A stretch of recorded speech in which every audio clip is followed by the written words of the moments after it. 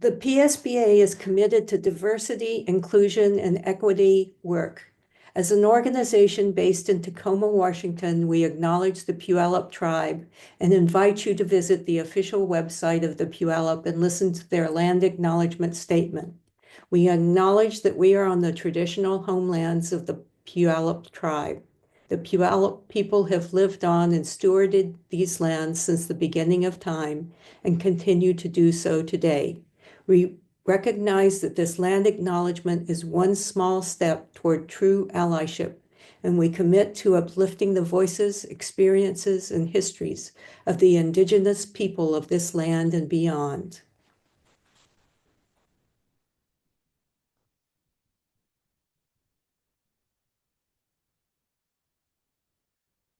So I wanted to start by talking a little bit about the kinds of paper that I have found work well and some of the problems with paper, because that's kind of a good place to start.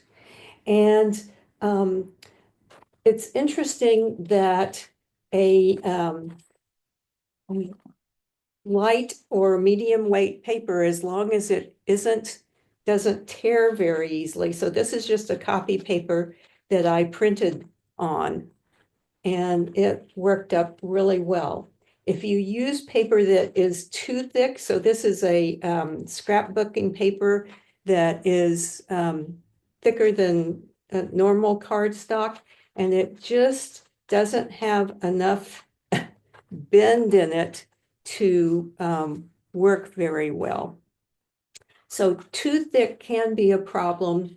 You can try it, and that's what, especially as you're doing this at first, I say try some different ones and see what works. This one is the same thing. It was really thick, heavy paper, and it just doesn't have enough give. You can kind of work with it and get it to do what you want, but it doesn't work as well, and it also tends to tear.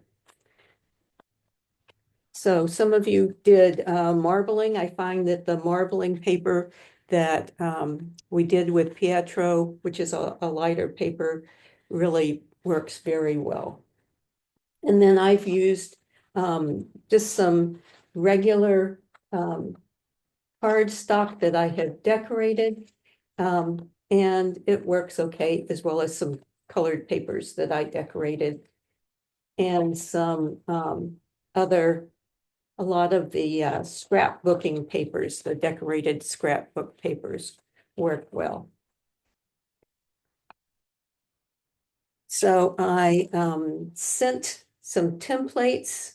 One of the things I want to point out about the templates is you just cut the edges off, and then you cut in between so that you end up with 3 strips. You don't cut the tabs off. This is where we will do our tape or our glue. And if you want to put a ribbon in, I like to punch the hole before I start assembling, and the hole goes right in between 2 of the arcs. So that's where you want to put a hole. So this is a template that's made for 11.5-inch paper. I've also put on my website a template that you can use for 8.5-inch paper, and that gives you about a 2.5-inch globe. The 11-inch one gives you about a 3.5-inch globe. So yesterday's Patricia was on there, and she has been working with this ahead of time, and she did something really useful because she wanted to make a lot of these, and that is she took and printed the template out on some stiff cardstock, cut out the arcs, and made a jig, so then she can just stick her pieces of paper that are the right size in there to score. And so that was working really well for her. And if you're doing a lot of them, that might be a fast way to do it. And that way you could even do it with paper that you didn't, and that part of the reason she was doing that was that she doesn't have a printer. So this way you don't have to print the template out.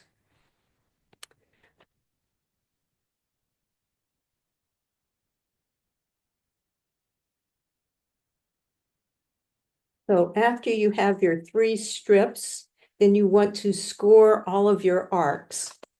I found that a mason jar lid, the large wide mouth mason jar lid, was just about right for scoring.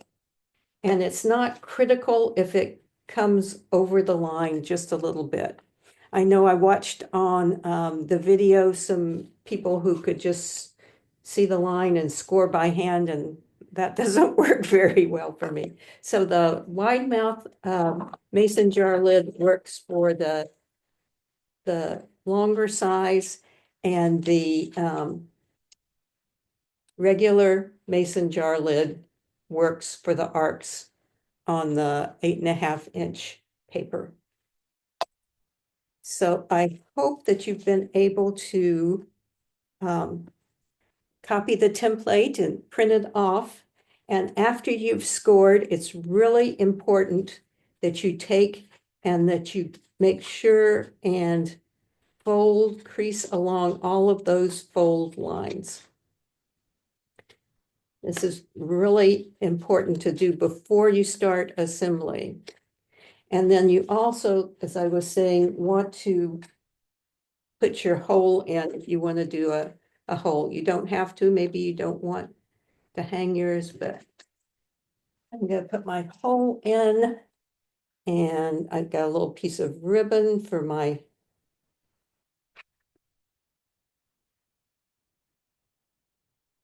make a little loop. And of course, while I'm trying to do this, it's giving me a hard time. And then after I get that in, I'm going to take a little tape and tape that ribbon in there. And again, that's right between the 2 arcs. So I've got these 3 pieces scored. Then you flatten them back out. And you take and you are going to glue or tape it into a circle. So I have some double-sided tape here I'm going to use.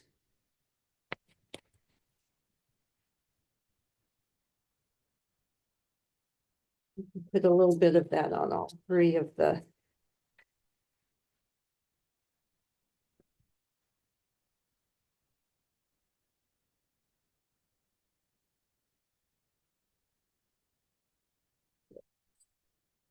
and you're going to take 2 of them and make into circles.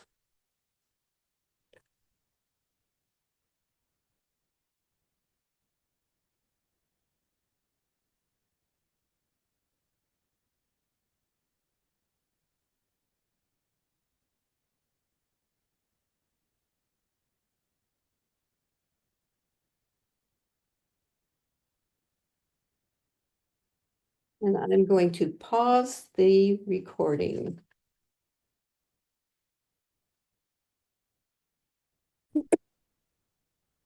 Turn the recorder back on. So I have 2 circles, and I've gone ahead and taped these 2 circles closed. We're going to have an inner and an outer one. So you just kind of slip one into the other one. The thing that you have to do is you have to find your score lines, because for this inner one, your score line has to be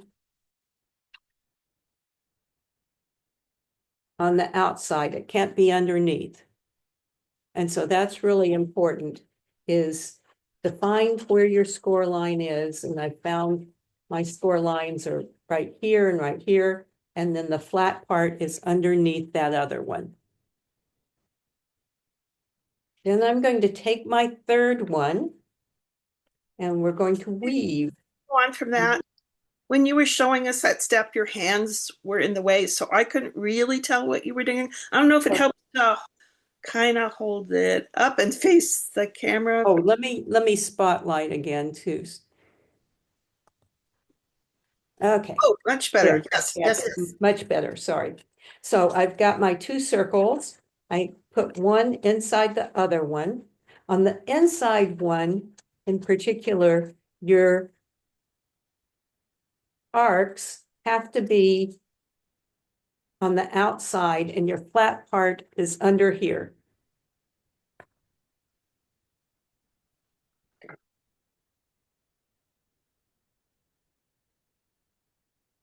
And then you're going to take your third piece and we're going to weave it.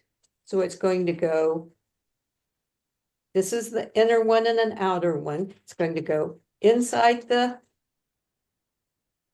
inner one, over the outside of the outer one, inside the inner one.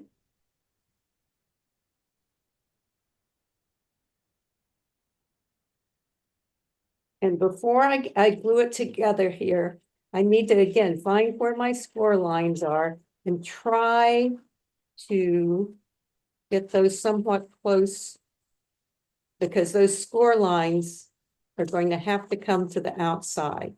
So there's a score. Where is it? Right there and right there's a score line. So I'm going to turn this so that I get those as close as possible. So they're on the outside. Okay, and then before we start putting our arcs, creasing our arcs down. So this one is good. The arc is on the outside and the flat part is underneath.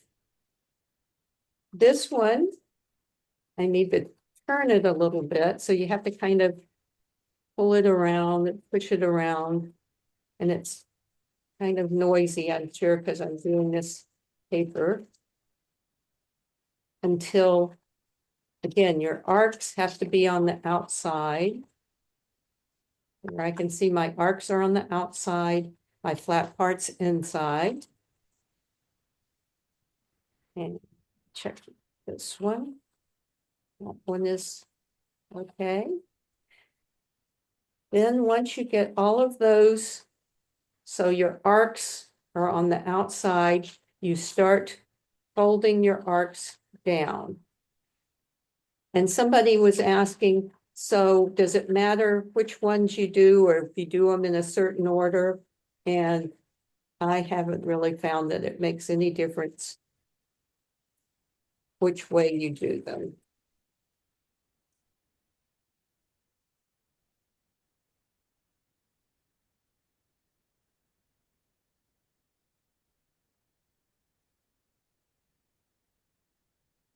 Then because this is finished paper, the paper underneath bends really well.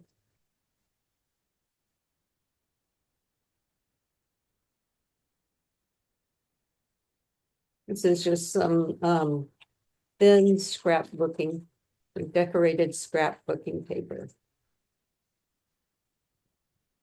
And then you just kind of keep messing with it a little bit, getting all of those arcs folded down where you want them. Ah, I missed one. And that's why it looked kind of loose because I didn't have all of my arcs.